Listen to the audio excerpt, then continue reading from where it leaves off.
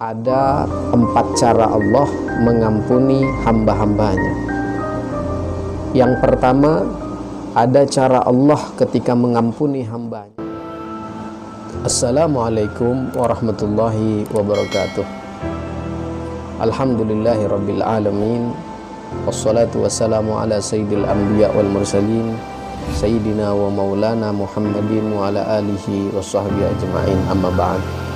Saudara-saudariku yang dimuliakan Allah, tidak ada keinginan atau harapan dari seorang hamba yang penuh dengan maksiat dan dosa kecuali mengharapkan ampunan dari Allah Subhanahu wa ta'ala.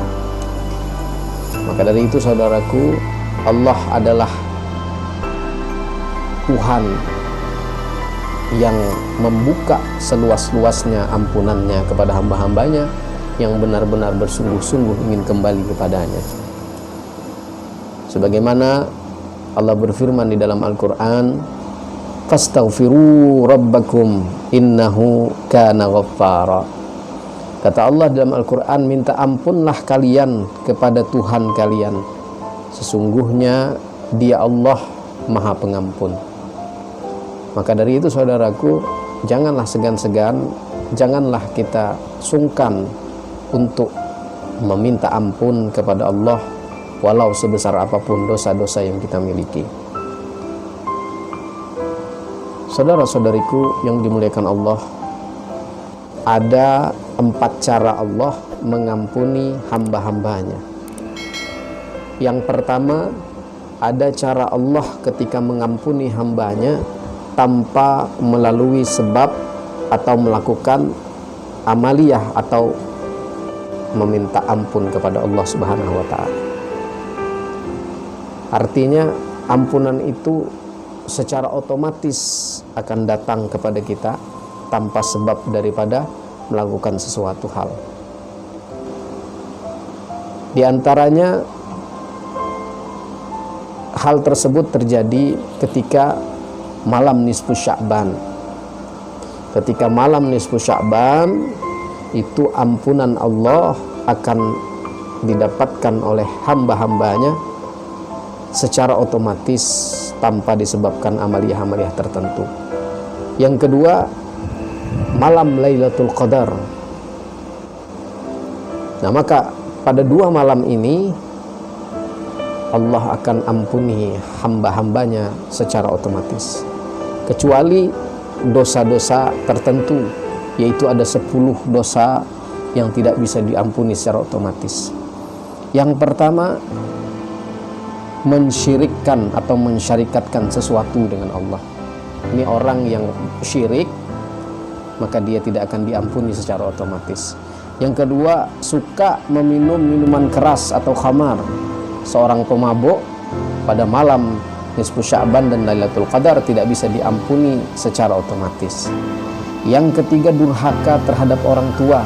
Nah, ini orang seperti ini tidak akan diampuni secara otomatis pada malam 2 hal tersebut. Yang keempat, memutuskan hubungan keluarga. Yang kelima, berbantah-bantahan dalam urusan dunia. Yang keenam, perempuan yang menjual dirinya. Yang ketujuh, orang yang terus-menerus melakukan riba. Yang kedelapan, orang yang terus-menerus melakukan zina. Dan yang kesembilan, tukang sihir atau orang yang mendatanginya. Dan yang terakhir, yang 10, yang tidak akan diampuni oleh Allah dosa-dosanya pada malam itu secara otomatis adalah dukun atau orang yang mendatangi dukun tersebut. Nah, semua dosa-dosa selain yang 10 ini akan diampuni oleh Allah Subhanahu wa ta'ala pada malam nisfu Sya'ban dan malam ganjil 10 terakhir daripada malam Ramadan atau disebut Lailatul Qadar. Kemudian cara kedua, Allah mengampuni hambanya dengan sebab kebajikan atau ibadah yang ia lakukan. Disebabkan oleh kebajikan atau ibadah yang ia lakukan, sehingga sebab daripada perbuatan itu membuat ia diampuni oleh Allah Subhanahu wa ta'ala tanpa ia meminta ampun kepada Allah. Dikisahkan bahwa pernah ada seorang sahabat yang bernama Abu Yusuf. Beliau ini adalah pedagang kurma. Satu ketika dia sedang berdagang kurma, tiba-tiba datang seorang perempuan menawar atau ingin membeli kurma daripada sahabat Abu Yusuf tersebut. Maka entah kenapa ketika itu Abu Yusuf ini ada pikiran yang ingin melakukan hal yang kurang baik terhadap perempuan itu. Lalu ia berkata kepada perempuan itu, "Wahai saudariku, kalau ingin mendapatkan kurma yang bagus, mari ikut aku." Maka kurmanya ada di dalam. Maka masuklah perempuan tadi, ternyata diajak oleh Abu Yusuf tadi ke dalam kamarnya sehingga dicium oleh Abu Yusuf. Maka ketika itu Abu Yusuf setelah melakukan hal tersebut, ia kemudian pulang, perempuan tadi kemudian pulang, dan Abu Yusuf pun akhirnya merasa bersalah dan merasa berdosa, dan beliau mengadukan perihal ini kepada yang pertama Abu Bakar Siddiq. Kemudian Abu Bakar Siddiq menyarankan kepada Abu Yusuf, rahasiakanlah perbuatanmu ini dan minta ampunlah kepada Allah.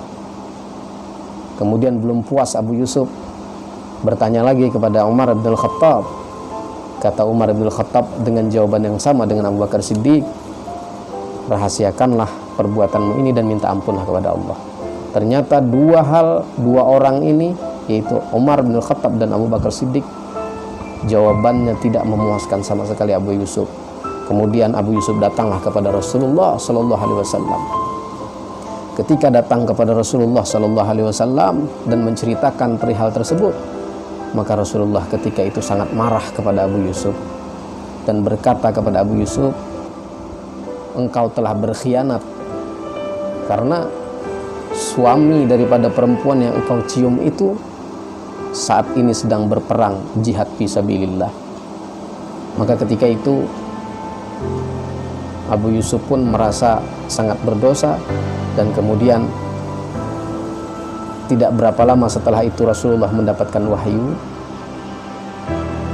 yang wahyu tersebut berbunyi firman Allah Subhanahu wa taala, "Wa aqimis salata tarafyan nahari wa zulufan minal lail innal hasanati yudhibna sayyiat." Yang artinya, kerjakanlah sholat 5 waktu, sesungguhnya kebaikan-kebaikan itu menghapus kesalahan-kesalahan. Maka kemudian Rasulullah SAW berkata kepada Abu Yusuf, "Wahai Abu Yusuf, cukuplah engkau mengerjakan sholat 5 waktu, dosa engkau akan diampuni oleh Allah Subhanahu wa ta'ala." Kemudian lalu Abu Yusuf berkata kepada Rasulullah SAW, "Apakah ini hanya untukku saja? Apakah hukum ini hanya untukku saja?" kata Abu Yusuf. Kemudian Rasulullah SAW menjawab, "Ini berlaku bagi seluruh umatku." Nah, ini adalah contoh daripada cara Allah mengampuni seorang hamba dengan sebab ia melakukan kebajikan, atau yang dijelaskan tadi, melakukan sholat 5 waktu, sehingga otomatis semua kesalahan dan dosanya tadi diampuni oleh Allah berkat daripada melakukan kebajikan tersebut. Itu yang kedua. Yang ketiga, ada lagi cara Allah mengampuni dosa seorang hamba itu, yaitu dengan persyaratan yang berat, seperti dosa orang yang zalim terhadap rakyatnya. Ini pemimpin yang zalim terhadap rakyatnya, maka berat. Kemudian seorang yang korupsi, atau orang yang mencuri, atau orang yang khianat, atau durhaka kepada kedua orang tua dan lainnya, maka dosa itu bisa diampuni oleh Allah apabila pelakunya minta halal minta halal terlebih dahulu kepada orang yang berkaitan dengannya itu. Seorang yang zalim terhadap rakyatnya, pemimpin, maka dia harus minta maaf kepada rakyatnya. Seorang yang korupsi, dia harus mengembalikan hasil dari korupsinya tersebut. Seorang yang mencuri, dia harus kembalikan apa yang dia curi.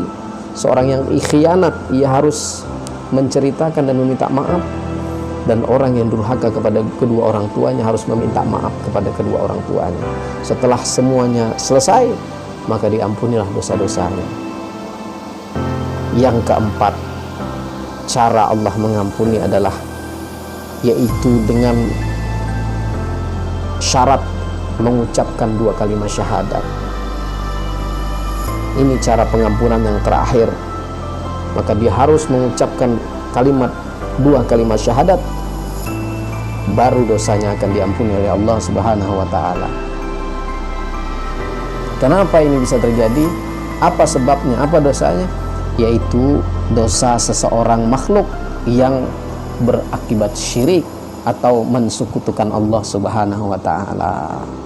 Dosa syirik tidak cukup hanya beristighfar saja atau meminta ampun saja, melainkan dia harus memperbaharui kalimat syahadat, 2 kalimat syahadat. Nah, inilah 4 cara Allah dalam mengampuni hamba-hambanya. Maka dari itu saudaraku, hendaklah kita senantiasa menjaga diri dan meminta ampun, dan sudah paham ada 4 cara daripada cara Allah mengampuni ini. Mudah-mudahan hal itu bisa membuka pengetahuan kita dan bisa kita amalkan dengan sebaik-baiknya. Mudah-mudahan yang sedikit ini ada manfaatnya. Wabillahi taufiq wal hidayah. Assalamualaikum warahmatullahi wabarakatuh.